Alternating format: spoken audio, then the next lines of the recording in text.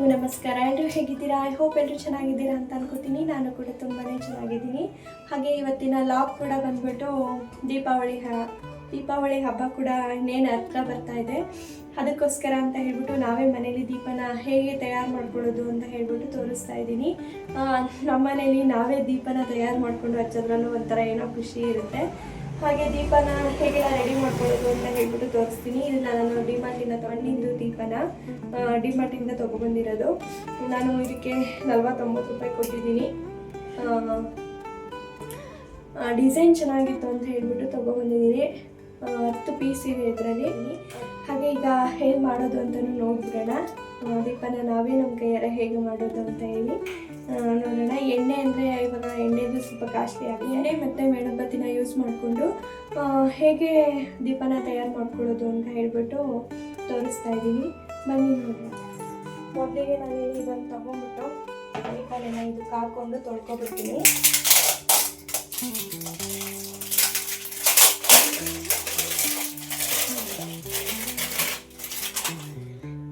ನೋಡಿ, ದೀಪ ಡಿಸೈನ್ ಚೆನ್ನಾಗಿದೆ ಅಂತ ಹೇಳ್ಬಿಟ್ಟು ಇದನ್ನು ಪರ್ಚೇಸ್ ಮಾಡ್ಕೊಂಡಿದ್ದೀನಿ.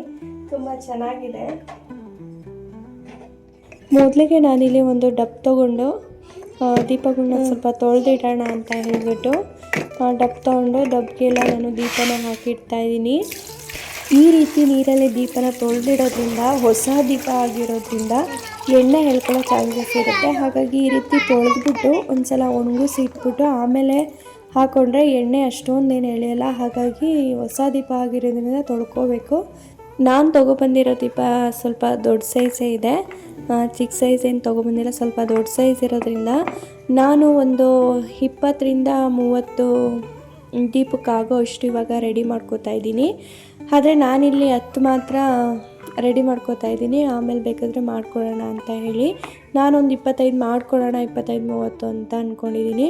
ಚಿಕ್ಕ ದೀಪ ಆದರೆ ಒಂದು 30 ಆಗುತ್ತೆ. ಇವಂದರೆ ಒಂದು 25 ಆಗುತ್ತೆ. ಒಂದು 1/4 ಲೀಟ್ರು ಎಣ್ಣೆ ಮತ್ತು ಒಂದು 7ರಿಂದ 8 ಮೇಣದ ಬತ್ತಿಯಿಂದ ಆರಾಮಾಗಿ ಈಸಿಯಾಗಿ ಮನೇಲೇ ನಾವು ದೀಪನ ರೆಡಿ ಮಾಡ್ಕೋಬೋದು. ಈಗ ಪ್ಯಾನ್ ಇಟ್ಕೋತಾ ಇದ್ದೀನಿ. ಪ್ಯಾನಲ್ಲಿ ಇಟ್ಕೊಂಡು ಏನೇನು ಯೂಸ್ ಮಾಡ್ತಾ ಇದ್ದೀನಿ ಅಂತ ಹೇಳ್ತೀನಿ. ನಾನು ಡೈಲಿ ಯೂಸ್ ಮಾಡ್ತೀನಲ್ಲ ದೀಪಕ್ಕೆ, ಅದೇ ಆಯಿಲ್ನ ನಾನು ತೊಗೊಂಡಿದ್ದೀನಿ ಈಗ. ಮತ್ತು ತುಪ್ಪದ ಬತ್ತಿ ತೊಗೊಂಡಿದ್ದೀನಿ ನೋಡಿ ಈ ಥರ. ಆದರೆ ಈ ದೀಪದಲ್ಲಿ ಒಂದೊಂದು ಇಡಬೇಕು. ತುಪ್ಪದ ಬತ್ತಿ ತೊಗೊಂಡಿದ್ದೀನಿ. ಮತ್ತು ಒಂದು 4ರಿಂದ 5 ಲವಂಗ ಮತ್ತು ಒಂದು 6ರಿಂದ 7 ಕರ್ಪೂರ ತೊಗೊಂಡಿದ್ದೀನಿ. ಹಾಗೆ ಮೇಣದ ಬತ್ತಿ ಕಲರ್ ಕೂಡ ಯೂಸ್ ಮಾಡ್ಕೋಬೋದು. ನೋಡಿ, ಮೇಣದ ಬತ್ತಿನ ಇಷ್ಟು ಮೇಣದ ಬತ್ತಿನ ತೊಗೊಂಡಿದ್ದೀನಿ. ಎಷ್ಟು ಪೀಸ್ ಇದೆ? 3, 6, 7, 8 ಪೀಸು ಮೇಣದ ಬತ್ತಿ ಇದೆ. ಈಗ ಹೇಗೆ ಮಾಡೋದು ಅಂತ ನೋಡೋಣ.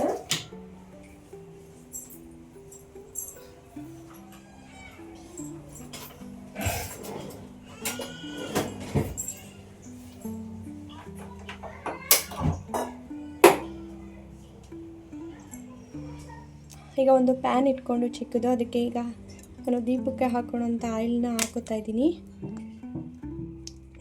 ನಾನಿಲ್ಲಿ ಒಂದು 1/4 kg ಆಗೋಷ್ಟು ಹಾಕೋತಾ ಇದ್ದೀನಿ ಎಣ್ಣೆನ. ಮೇಣದ ಬತ್ತಿ ಹಾಕೋಬೇಕೀಗ.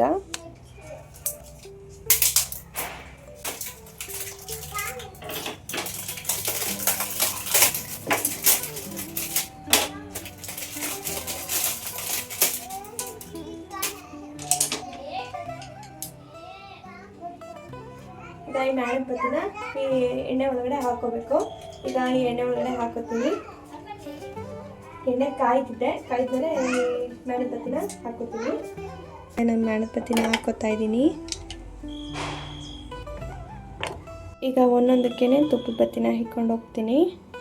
ತುಪ್ಪದ ಬತ್ತಿನ ಒಂದೊಂದಾಗಿ ಜೋಡಿಸ್ತಾ ಇದ್ದೀನಿ ಈಗ ದೀಪಗಳಿಗೆಲ್ಲ. ಈಗ ಮೇಣದ ಬತ್ತಿನ ಕರಗಿದೆ. ಈಗ ನಾನು ಇದರಲ್ಲಿರೋ ದಾರ ಅಂಥದ್ದೆಲ್ಲ ಎತ್ಕೊಬಿಡ್ತೀನಿ. ದಾರ ಏನು ಯೂಸ್ ಆಗಲ್ಲ. ಈಗ ಮೇಣದ ಬತ್ತಿ ಎಲ್ಲ ಕರಗಿದೆ, ಎಲ್ಲ ದಾರ ಎಲ್ಲ ಎತ್ತಾಕ್ಬಿಟ್ಟು ಈಗ ಒಂದು ಲವಂಗನ ಹಾಕ್ತಾಯಿದ್ದೀನಿ. ಲವಂಗನ ಇದಕ್ಕೆ ಹಾಕಿದ್ರೆ ನಾವು ದೀಪನ ಹಚ್ಚಿದಾಗ ಸ್ಮೆಲ್ ಚೆನ್ನಾಗಿ ಬರುತ್ತೆ. ಹಾಗಾಗಿ ಲವಂಗನ ಹಾಕೋತಾ ಇದ್ದೀನಿ. ಏಲಕ್ಕಿ ಕೂಡ ಅಷ್ಟೇ, ಅದರಿಂದ ಸ್ಮೆಲ್ ಚೆನ್ನಾಗಿ ಬರುತ್ತೆ.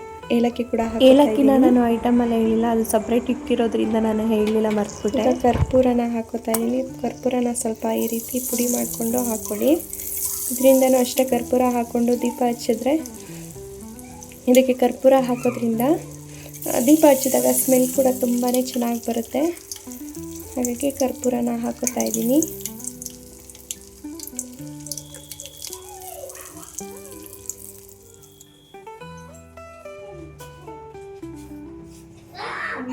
ಒಂದು ಚಮಚ ತಗೊಂಡು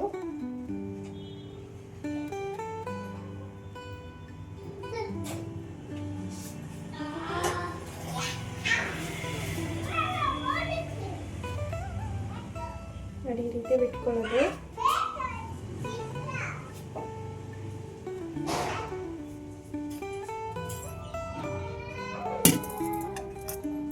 ಮೇಲ್ಗಡೆ ಬತ್ತಿ ತುದಿ ಇದೆಯಲ್ಲ, ಅದು ಕೂಡ ನೆನೆಯೋ ಹಾಗೆ ಹಾಕೊಂಡ್ರೆ ಬೇಗ ಹತ್ಕೊಳ್ಳುತ್ತೆ, ಚೆನ್ನಾಗಿ ಉರಿಯುತ್ತೆ.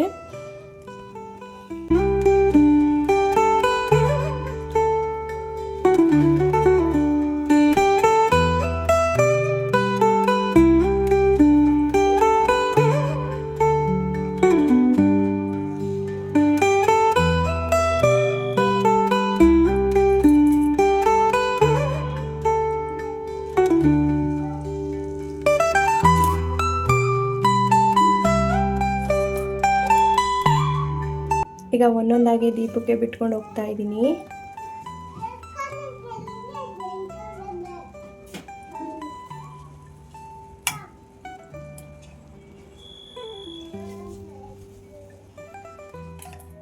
ಸ್ಟೇಷನರಿಲೆಲ್ಲ ಸಿಗುತ್ತೆ, ಕಲರ್ಸು ಬೇಕಾದರೆ ಹಾಕೋಬೋದು, ಇಲ್ಲಾಂದರೆ ಹಾಗೆ ಇದ್ರೂ ಚೆನ್ನಾಗೇ ಇರುತ್ತೆ. ನಾನು ಸ್ವಲ್ಪ ಹಾಕ್ಕೊಂಡೆ ಅಷ್ಟೇ. ಈಗ ರೆಡಿ ಆಗಿದೆ ದೀಪ, ಅದನ್ನು ಹಚ್ಚಿ ತೋರಿಸ್ತೀನಿ ಹೇಗೆ ಕಾಣುತ್ತೆ ಅಂತ ಹೇಳ್ಬಿಟ್ಟು. ನೋಡ್ತಾ ಇದ್ದೀರಲ್ಲ, ದೀಪಾವಳಿಗೆ ದೀಪನ ರೆಡಿ ಮಾಡ್ಕೊಂಡಿದ್ದೀನಿ.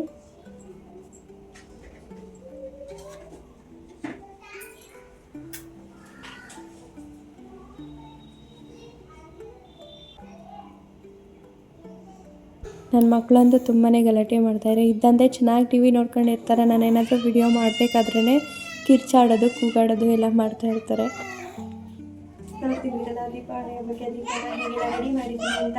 ನೀವು ಮನೆಯಲ್ಲಿ 2 ದಿನ ಮುಂಚೆಗೆ ದೀಪಾವಳಿ ಹಬ್ಬಕ್ಕೆ ಈ ರೀತಿ ರೆಡಿ ಮಾಡ್ಕೊಳ್ಳಿ. ದೀಪಾವಳಿ ಅಂದ್ರೇ ಬೆಳಕಿನ ಹಬ್ಬ. ಎಲ್ಲರ ಜೀವನದಲ್ಲೂ ಆ ಬೆಳಕು ಬರಲಿ ಅಂತ ಕೇಳ್ಕೊತೀನಿ. ಎಲ್ಲರೂ ಮನೆಯಲ್ಲಿ ದೀಪನ ಹಚ್ಚಿ ಅದು ಒಂದು ಪಾಸಿಟಿವ್ ಎನರ್ಜಿನ ತರುತ್ತೆ. ಎಲ್ಲರಿಗೂ ದೀಪಾವಳಿ ಹಬ್ಬದ ಶುಭಾಶಯಗಳು ಅಡ್ವಾನ್ಸ್ ಆಗಿ. ಇನ್ನು ಯಾರೆಲ್ಲ ಸಬ್ಸ್ಕ್ರೈಬ್ ಮಾಡದೆ ನೋಡ್ತಾರೆ, ಪ್ಲೀಸ್ ಸಬ್ಸ್ಕ್ರೈಬ್ ಮಾಡ್ಕೊಳ್ಳಿ. ಯಾರೆಲ್ಲ ಕೊನೆವರೆಗೂ ವಿಡಿಯೋನ ನೋಡಿದಾರೋ ಅವ್ರಿಗೆ ತುಂಬಾ ಧನ್ಯವಾದಗಳು. ಇನ್ನೊಂದು ವಿಡಿಯೋದೊಂದಿಗೆ ಸಿಗ್ತೀನಿ. ಬಾಯ್. Thank you.